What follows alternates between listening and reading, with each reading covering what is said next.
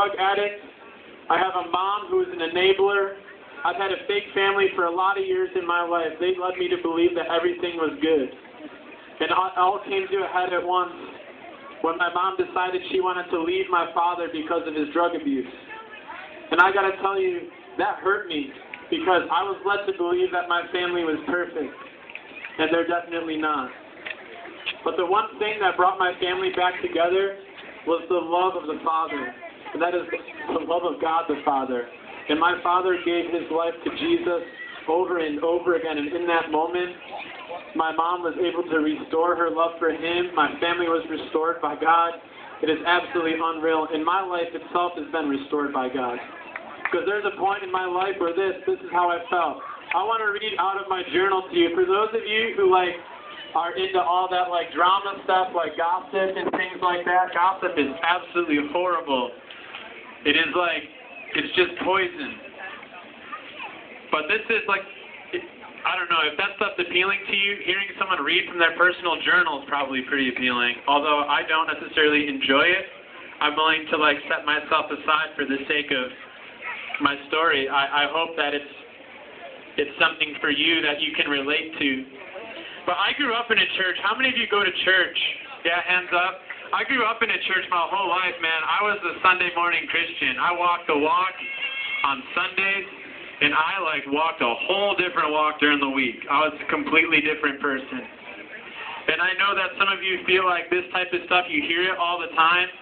But right now I'm going to ask you, any feelings that you have, any opinions, you have a vision for what this is supposed to be like, I just ask you to wipe that out of your mind and be renewed right now. Because like Lucas said, God comes to you, and I truly believe that this moment, this place was ordained by God our Father, and He wants this to happen, and He wants every single one of you here. Even those of you running around out there, you can still hear my voice, and the power of God's Word goes beyond you looking at me. It can do work. So I grew up in a church. I was a Sunday morning Christian. During the week, I struggled so much with self-worth when I was younger. I absolutely hated myself. There was nothing I thought was good about me at all. And I gave myself over to those feelings. And the only way that I could feel better was by choosing to fill my life with so many different things. And like I said before, that was drugs, that was alcohol, that was inappropriate relationships, anything. People, power, possessions, those are the things that I tried. Pleasures, I tried it all to fill me. And I didn't want that Jesus thing. I didn't want it because I truly didn't believe that was for me. I didn't think it was working out. And I want to let you guys know, this is an in-depth look into my heart, me reading this. Choosing a life apart from Jesus, this is where it got me. And I know that some of you can relate to this. And this is honestly, this is everything in me, my heart. And it's hard to read this because it's hard to expect. But these are the words. Tired, weak, lonely, angry, fear, shame, regret, hopelessness, distance, and darkness. I felt that for so much of my life. When I began to question who God is and what Jesus did for me, I fell victim to all of those feelings. As I began to embrace them as my identity, I felt distance from God, and soon that feeling of distance turned into guilt and shame. See, I let everything in my life, I let the things that I was doing, those negative feelings that I had, I let those become my identity. Those things were what I thought I was.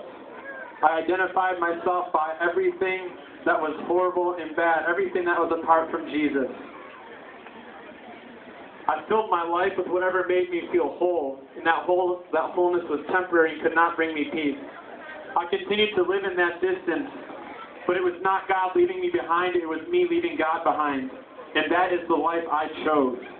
See, God came to me in that place. He came to me in a place where I was so full of shame, I was full of regret, I was full of bitterness, darkness. And you know what it was? Is I was giving myself over to this thing called sin. How many of you know what sin is? Alright, this is the part that was really hard for me to hear. But this is the part that we all need to realize. There's a book in the Bible called Romans, and in Romans it says this: For all have sinned and fall short of the glory of God. And I know that it really is not good to be told you're a sinner. It's not appealing at